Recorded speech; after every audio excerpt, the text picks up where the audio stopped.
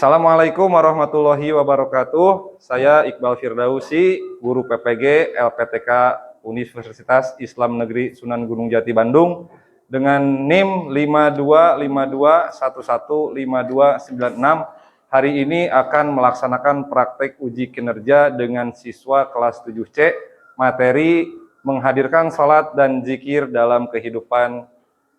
Terima kasih. Wassalamualaikum warahmatullahi wabarakatuh.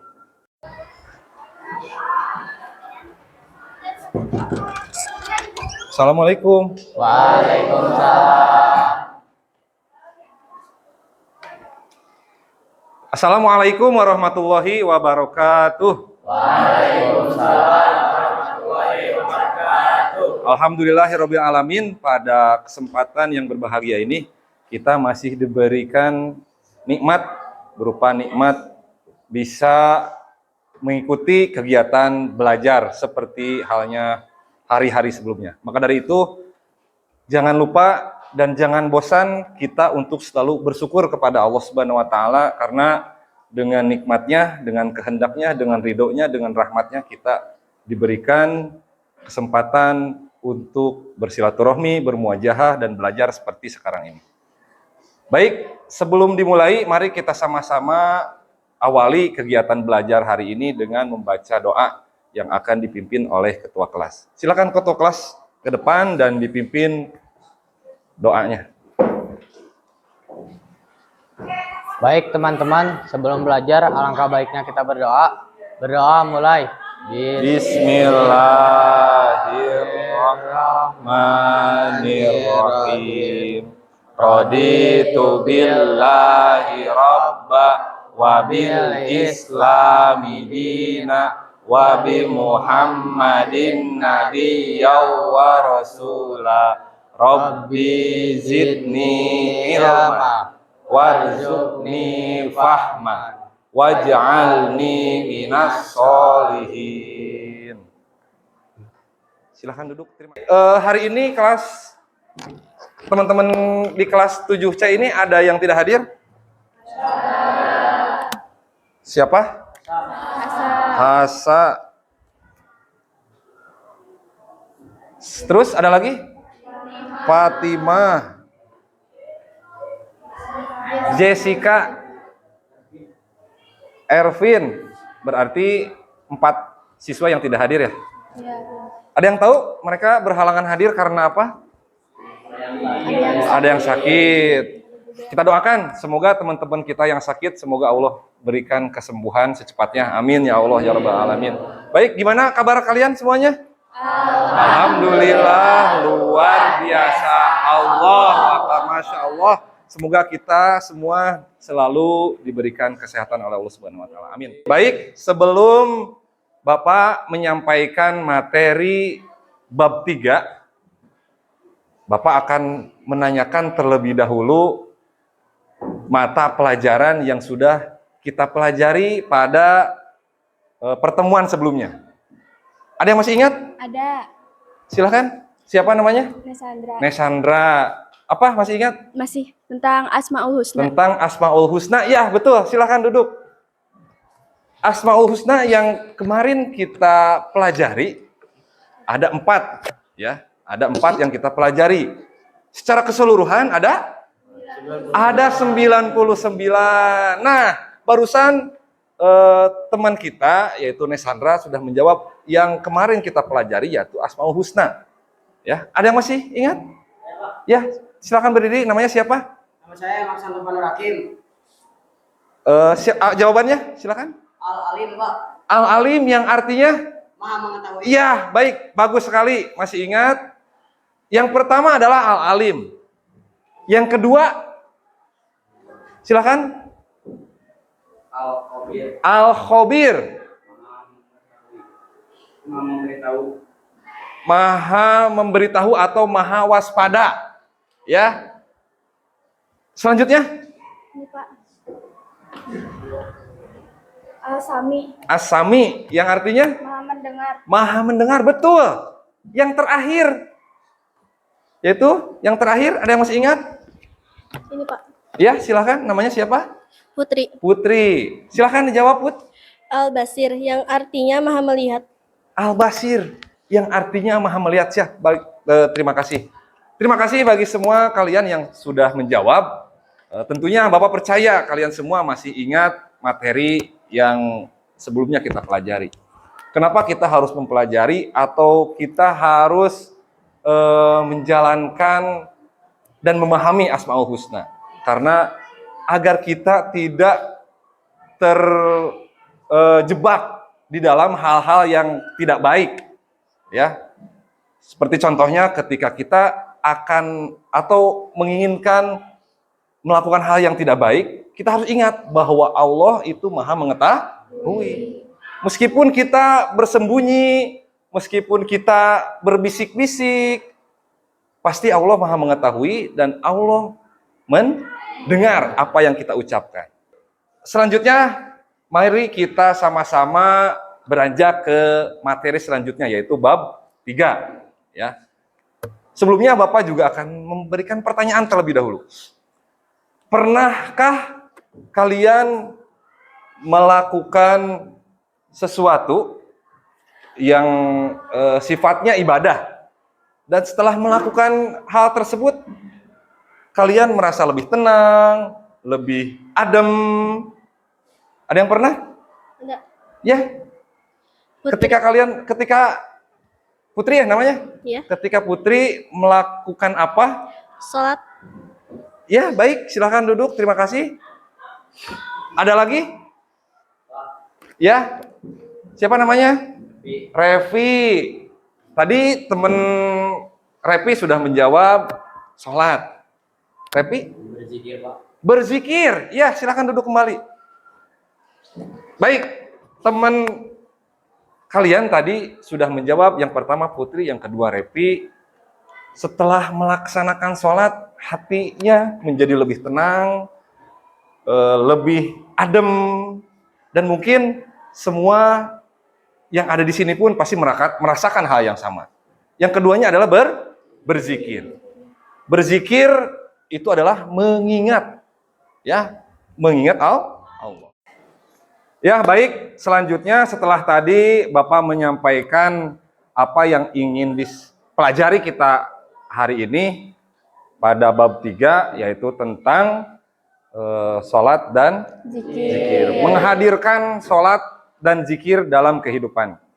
Bapak akan menyampaikan tujuan pembelajaran kita pada hari ini. Apa sih tujuan kita pada hari ini? Yaitu tujuan pembelajaran, melalui pembelajaran inquiry, peserta didik dapat menghubungkan hakikat sholat dan zikir dengan pencegahan perbuatan keji dan munkar. Baik, maka dari itu, mari kita sama-sama perhatikan dan amati video yang akan ditampilkan.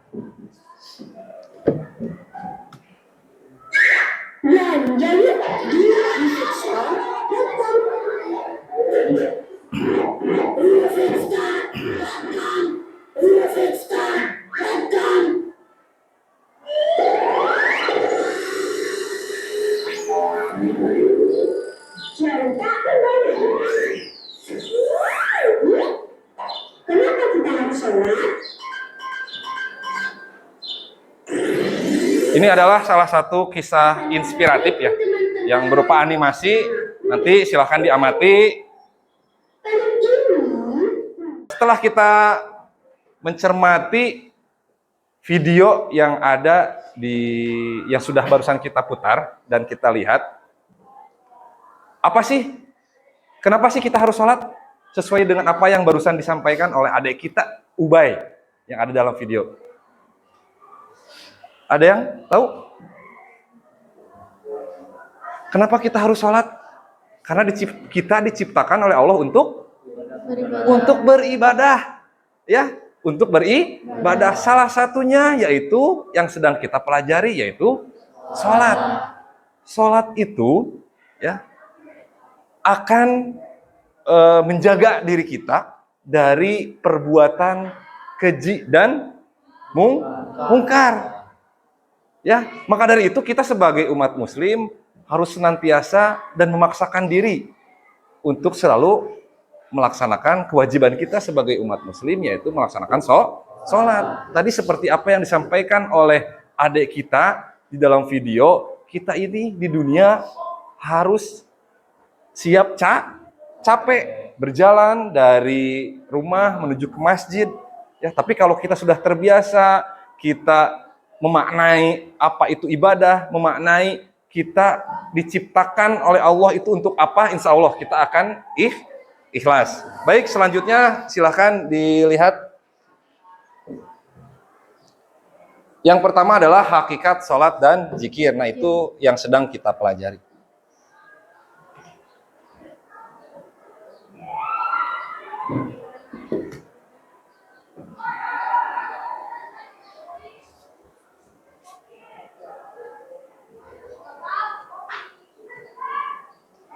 Nah, sholat secara bahasa berarti berdoa, ya, berdoa. Sedangkan secara istilah yaitu seluruh perbuatan dan ucapan yang dimulai dengan takbir atau takbiratul ihram, ya, dan diakhiri dengan salam.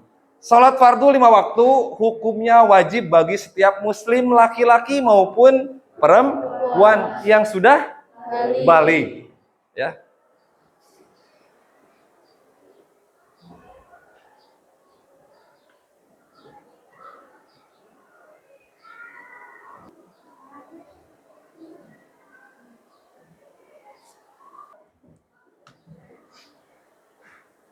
Ketentuan pelaksanaan sholat.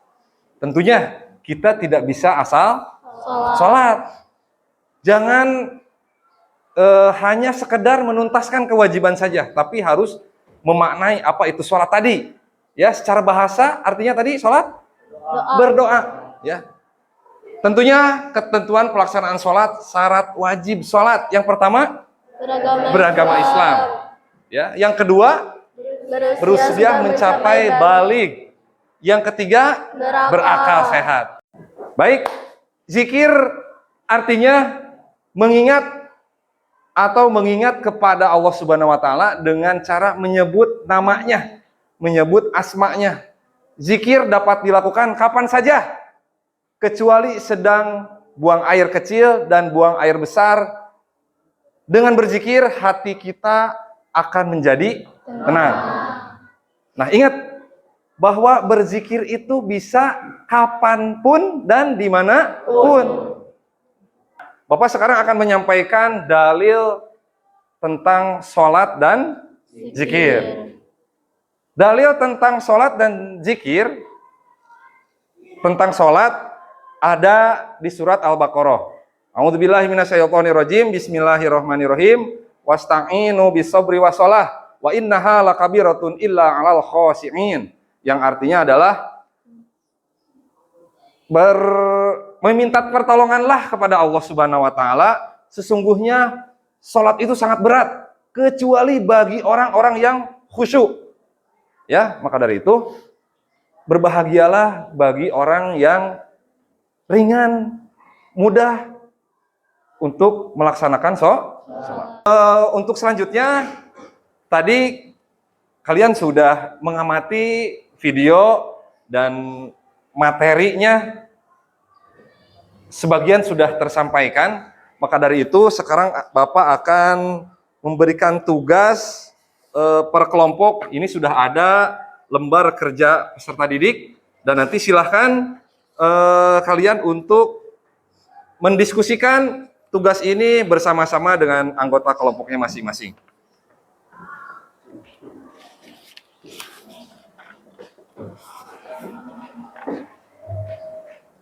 Silahkan.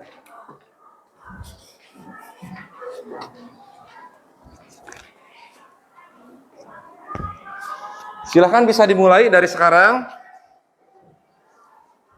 Nah, silahkan dipresentasikan hasil kerja kelompoknya. Disampaikan dulu tadi pertanyaannya apa, lalu jawabannya disampaikan. 1. Pengertian salat dan zikir. Salat adalah ibadah wajib dan utama dalam Islam, yang agama sekaligus sarana komunikasi hamba dengan Allah Subhanahu wa taala. Zikir adalah mengingat Allah dengan lisan, hati, dan perbuatan melalui bacaan tasbih, tahmid, tahlil, takbir, doa, dan istighfar. Ya, silahkan. Ada kelompok dari yang lain, ada yang menanggapi? Atau bagaimana hasil kerja kelompok dari kelompok satu ini? Ya, ya silahkan, Helsi. Bagaimana tanggapannya? Cukup baik? Ya, silahkan beri tepuk tangan untuk kelompok satu. Silahkan duduk. Silahkan nanti kelompok yang lain untuk menang. Ya, baik. Alhamdulillah setiap kelompok sudah menyampaikan hasil tugasnya masing-masing. Dan alhamdulillah hasil tugasnya luar biasa, sangat baik dan sesuai ekspektasi dari Bapak. Ya, mudah-mudahan kita yang ada di sini semakin kuat dalam menjalankan ibadah, khususnya sholat. Nah, maka dari itu, mari kita sama-sama terus memperbaiki diri dalam hal ibadah, khususnya sholat dan zikir. Baik, anak-anakku yang soleh dan solihah, setelah kita mempelajari tentang apa itu sholat dan zikir, Bapak yakin kalian sudah memahami, tadi sudah berpresentasi dan menyampaikan hasil diskusinya masing-masing tiap kelompok. Nah, sekarang bagaimana perasaan kalian setelah kita mempelajari sama-sama belajar tentang apa itu sholat? Bagaimana perasaannya?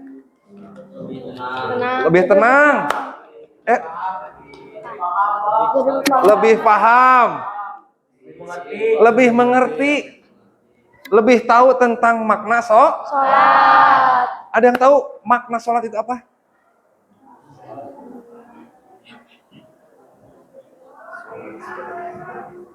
Sholat adalah berdoa. Sholat secara bahasa adalah berdoa. Secara istilah ada yang tahu? Segala perbuatan